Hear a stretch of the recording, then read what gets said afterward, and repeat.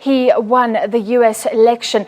And a lot of investors will be listening to each and every word because there's some uncertainty about his policies. Before he was elected, there was a lot of negativity around a possible Trump win. Then he suddenly was elected, and there was this incredible positivity about some of his utterances around infrastructure development that will boost the economy, around tax cuts, putting more money back in the hands of Americans. That could lead to more inflation, more interest rate hikes in the US, which is generally good for that country, not good for us essentially because the rand could weaken as the dollar strengthens unless there is a glow effect, the US economy building up, and that helps the world essentially. Now, of course, the Mexicans will be watching. The Mexican peso has slumped to a new low against the dollar. But let's not get into that story. Let's see if we can take you live and hear what's been said right now in America.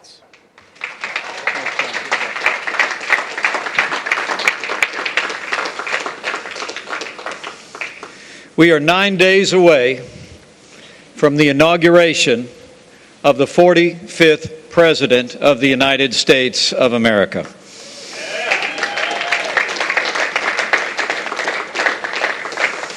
I am profoundly honored and humbled that I will take the oath of office to serve as Vice President of the United States 9 days from today, but I'm even more honored to stand shoulder to shoulder with a new president who will make America great again.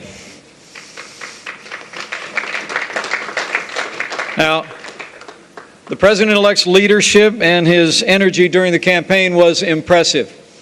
But as the chairman of the transition effort, I can assure the American people that his energy and his vision during the course of this transition has been even more inspiring. To see the way he has brought together men and women of extraordinary capability at a historic pace in this cabinet. 19 of the 21 cabinet officials have been announced, 9 committee hearings already scheduled, 7 more soon to go on the books in the next several days. And it is a compilation of men and women with an unprecedented caliber of leadership and background to help this administration move our nation forward. Perhaps that's why there's been such a concerted effort by some in the mainstream media to delegitimize this election and to demean our incoming administration. You know, I have long been a supporter of a free and independent press, and I always will be. But with freedom comes responsibility.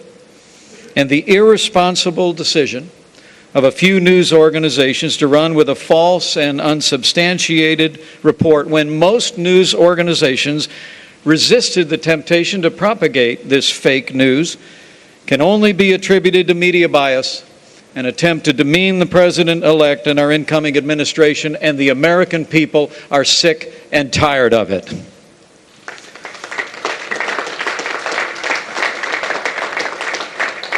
But today, we'll get back to real news, to real facts, and the real progress our incoming president has already made in reviving the American economy and assembling a team that will make America great again.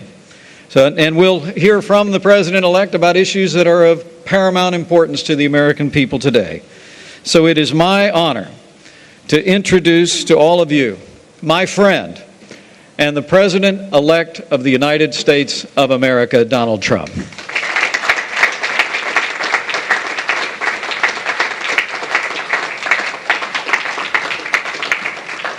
Thank you very much. It's very familiar territory, news conferences, because we used to give them on a almost daily basis. I think we probably maybe won the nomination because of news conferences, and it's good to be with you. We stopped giving them because we were getting quite a bit of inaccurate news, but I do have to say that, and I must say that I want to thank a lot of the news organizations here today, because they looked at that nonsense that was released by maybe the intelligence agencies. Who knows? But maybe the intelligence agencies, which would be a tremendous blot on their record if they in fact did that. A tremendous blot. Because a thing like that should have never been written. It should never have been had, and it should certainly never have been released. But I want to thank a lot of the news organizations, for some of whom have not treated me very well over the years, a couple in particular, and they came out so strongly against that fake news and the fact that it was written about by primarily one group and one television station. So I just want to compliment many of the people in the room. I have great respect for the news and great respect for freedom of the press and all of that, but I will tell you there were some news organizations, with all that was just said, that were so professional, so incredibly professional, that I've just gone up a notch as to what I think of you, okay? All right. We've had some great news over the last couple of weeks. I've been quite active, I guess you could say, in an economic way for the country. A lot of car companies are going to be moving in. We have other companies. Big news is going to be announced over the next couple of weeks about companies that are going to be building in the Midwest. You saw yesterday Fiat, Chrysler, big factory going to be built in this country as opposed to another country. Ford just announced that they stopped plans for a billion-dollar plant in Mexico, and they're going to be moving into Michigan and expanding very substantially an existing plant.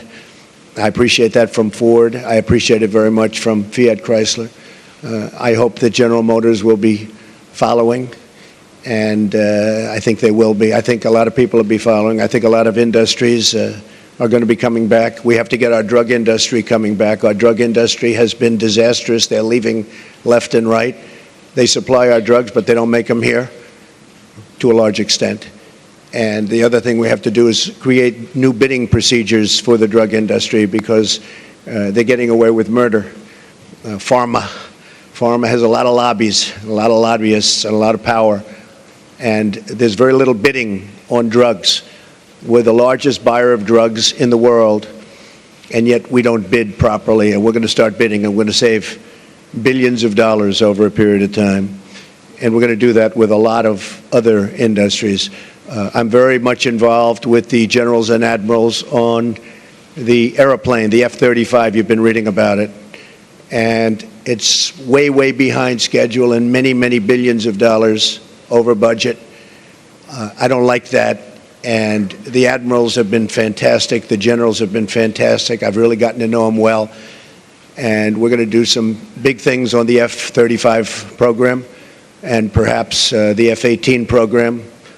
And we're going to get those costs way down, and we're going to get the plane to be even better, and we're going to have some competition, and it's going to be a beautiful thing.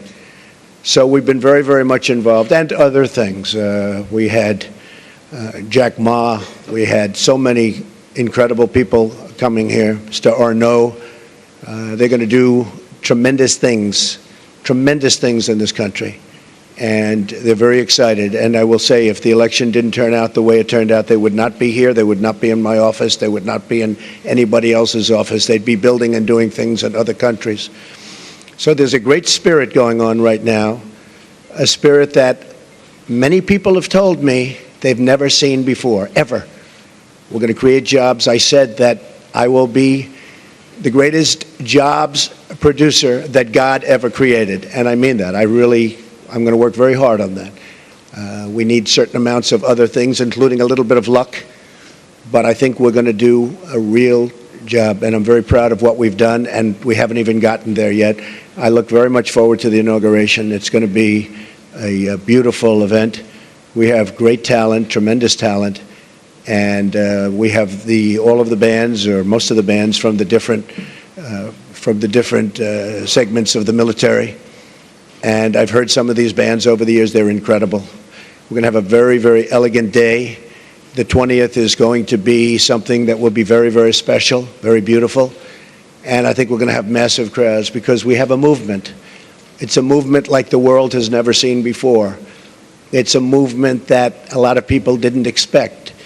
And even the polls, although some of them did get it right, but many of them didn't. And that was a beautiful scene on November 8th as those states started to pour in. And we focused very hard on those states, and they really reciprocated. And those states are going to have a lot of jobs, and they're going to have a lot of security. They're going to have a lot of good news for their veterans. And by the way, speaking of veterans, I appointed today the head secretary of the Veterans Administration, David Shulkin, and we'll do a news release in a little while. I'll tell you about David. He's fantastic. He's fantastic. He will do a truly great job. One of the commitments I made is that we're going to straighten out the whole situation for our veterans. Our veterans have been treated horribly. They're waiting in line for 15, 16, 17 days. Cases where they go in and they have a minor early stage form of cancer and they can't see a doctor. By the time they get to the doctor, they're terminal. It's not going to happen. It's not going to happen. So David is going to do a fantastic job. We're going to be talking to a few people also to help David. And we have some of the great hospitals of the world going to align themselves with us on the Veterans Administration, like the Cleveland Clinic, like the Mayo Clinic, a few more that we have. And we're going to set up a group. These are hospitals that have been the top of the line, the absolute top of the line. And they're going to get together with their great doctors. Dr. Toby Cosgrove, as you know, from the Cleveland Clinic, has been very involved. Ike Perlmutter has been very, very involved, one of the great men of business. And we're going to straighten out the VA for our veterans. I've been promising that for a long time. And something I feel very, very strongly. So you'll get the information on David, and I think you'll be very impressed with the job he does. We looked long and hard. We interviewed at least 100 people, some good, some not so good, but we had a lot of talent, and we think this selection will be something that will, with time, straighten it out, and straighten it out for good, because our veterans have been treated very unfairly. Okay, questions? Yes, John? Mr. President, I thank you so much. Thank you. A couple of aspects of the intelligence briefing that you received on Friday. I'd like to get further clarification. Sure. First of all, did the heads of the intelligence agencies provide you with a two-page summary of these unsubstantiated allegations? And secondly to that, the broader picture, do you accept their opinion that Vladimir Putin ordered the hack of the DNC and the attempted hack of the RNC? And if you do, how will that color your attempt to build a relationship with a leader who has been accused of committing an act of espionage? Okay, first of all, these meetings, as you know, are confidential, classified, so I'm not allowed to talk about what went on in a meeting. But we had many witnesses in that meeting, many of them with us. And I will say again, I think it's a disgrace that information would be let out. I saw the information, I read the information outside of that meeting. It's all fake news, it's phony stuff. It didn't happen. And it was gotten by opponents of ours, as you know, because you reported it, and so did many of the other people. It was a group of opponents that got together, sick people, and they put that crap together. So I will tell you that not within the meeting, but outside of the meeting, somebody released it. It should never have been, number one, shouldn't have even entered paper, but it should never have been released. But I read what was released, and I think it's a disgrace. I think it's an absolute disgrace. As far as hacking, I think it was Russia, but I think we also get hacked by other countries and other people. And I can say that, you know, when we lost 22 million names and everything else that was hacked recently, they didn't make a big deal out of that. That was something that was extraordinary. That was probably China. We have much hacking going on, and one of the things we're going to do, we have some of the greatest computer minds anywhere in the world that we've assembled. You saw just a sample of it 2 weeks ago up here, where we had the 6 top people in the world. They were never in the same room together as a group. And we're going to put those minds together, and we're going to form a defense. And I have to say this also. The